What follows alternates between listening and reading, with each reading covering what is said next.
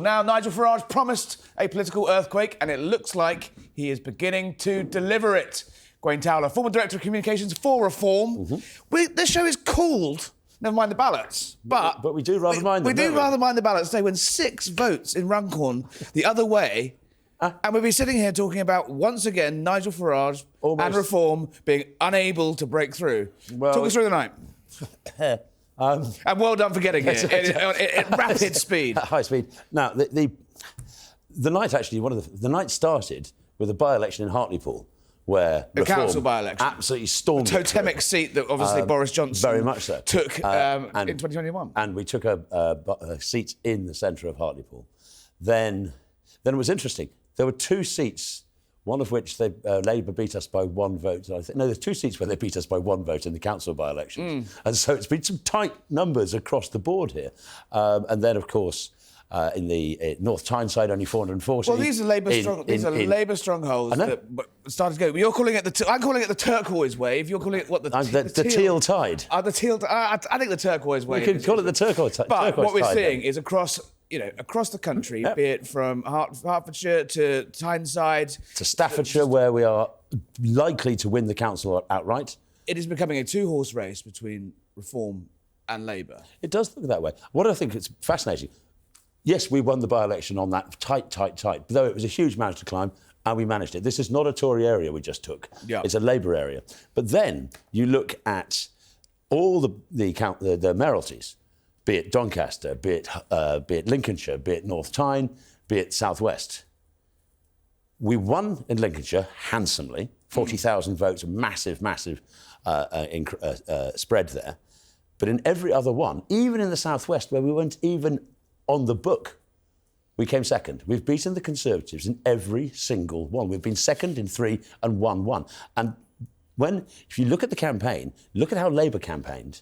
They didn't bother mentioning the Tories. They were campaigning against us. This is the realignment that Nigel Farage has been. We are the opposition now.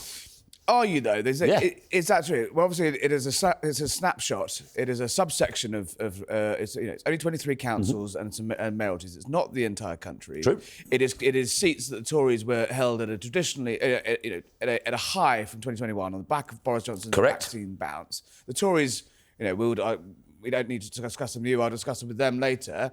But seem to be barely on the pitch at the moment. Are you not just hoovering up disaffected voters who are a bit annoyed with the government who promised change and have yet to deliver it? Well, I think we are hoovering up many of those, and actually many people who haven't voted before. The amount of people who said, we're fed up with both of them, but would you give us some sort of hope, some sort of chance? So, yes, absolutely, we are. The Lib Dems in the past would have thought they'd get those votes, and they're not getting them now. And they may in Oxfordshire, they may in Cambridgeshire, they may in Devon and Shropshire, which are their key targets. But I would say it's not a done deal for them. The South West, Bath is one of their key strongholds, has been for decades. They came 5th in the South West. So I think the hoover of disaffected, yes, but there's also we haven't grown from 40,000 in July to 230,000 members now without appealing to people as us. Not just a pox on you all, but as us. So for years, Nigel Farage has been promising a realignment of British politics, be it through UKIP, through the Brexit Party, through Reform. What is it now, do you think? What do you diagnose as the fact is he's been trying to do this for years? Why now? Is it just the unpopularity of the Labour government? No, it's more than that. What is it? It's also the unpopularity of the last Conservative government, Frank. But there are those things. I think he's, like many successful people, they spend a lot of time not being successful before they nail it. UKIP was essentially a single-issue party. The Brexit Party was clearly a single-issue party. Well, the clue was in the name. But precisely. We won. We went away. Then we looked at the world around us and said, actually, this shower, the professionals, as they call themselves, go away, little people, let us professionals do it. Well, the professionals have been doing it very badly for a very long time. And we've come back. We have a clear set of policies. For the last 2 years, I've been asking Tories, what are you for? Yeah. Nobody's been able to answer that question. But I think people know what we're for. Well, how would you sum it up in one sentence? It's a massively, howl against immigration and the 2 old parties, right?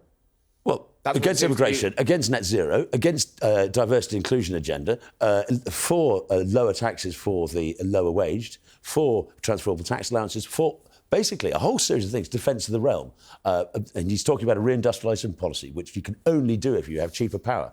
Are you going to There's be a able to whole achieve range any of stuff. those things, though, with your new, say you take some councils? Well, you can't do it at local council level, no. Well, what can you do? But you can these are now cut the gonna waste. be- You can start the process. You can cut out the diversity and inclusion. You can cut out this frivolous spending on net zero boondoggles. But it's, councils across Britain are bankrupt because of social care, not because of a few DEI facilities. I think you'll find that in our national, you can't do it as a local level. You just can't, because there's statutory requirements, statutory demands that councils pay these monies. But there are little things you can do on that to prove that you're trying. But we would put social care into the NHS budget. We would take. It is wrong that the central government has forced all these things on local councils. Is that official party policy? I'm pretty sure social care being a part of the NHS. It is now, because you said it. But the point is, if you bring it back into the NHS, social care, that sort of care should be, then you free up councils to do what people want councils to do. Potholes, libraries, things of that sort.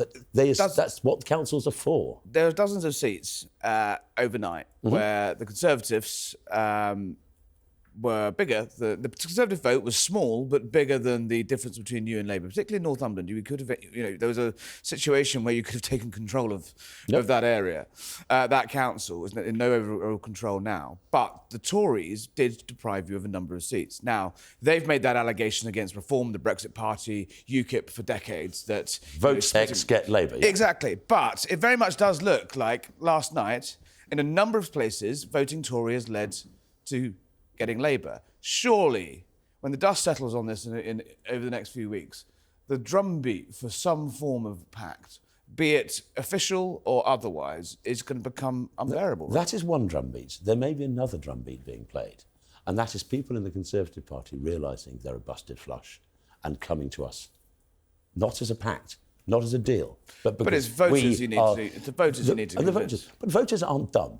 Labour, at the last general election, there was no pact between Labour and the Lib Dems. But there kind of was, because they there pulled off resources in... Labour and the Lib Dems both tacitly pulled off resources in seats where... All parties focus their resources in places they know they can win, and not so much in places they know they can't win. Yeah. We didn't focus on North Tyneside. I wish we damn well had.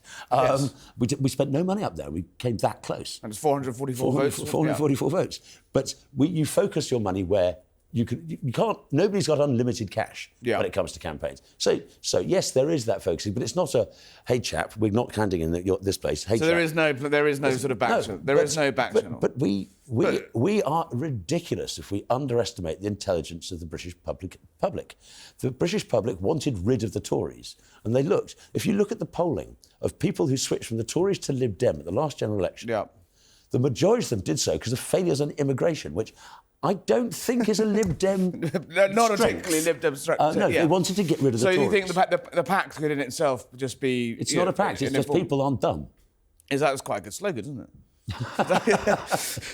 it? So how is, you got to this level, it's early days yet, we're still got a whole day of counting to come. But, there is no denying that Reform has won the overnight. Runcorn plus the early results, they're far ahead of Labour, far ahead of the Tories, particularly the Tories, in terms of gains made in the election. History has sort of shown that when Farage, and we were at his side for many years, reaches some of these peaks, often that's when the trouble starts. Are you confident that actually the professionalisation that we've heard a lot about of Reform,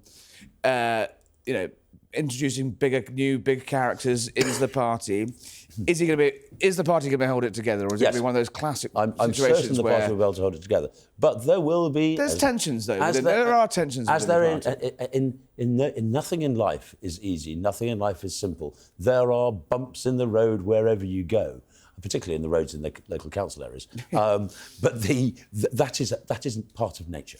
But you're a nest of singing birds. I'm confident that in the choir, the audience doesn't hear the bum notes in the choir.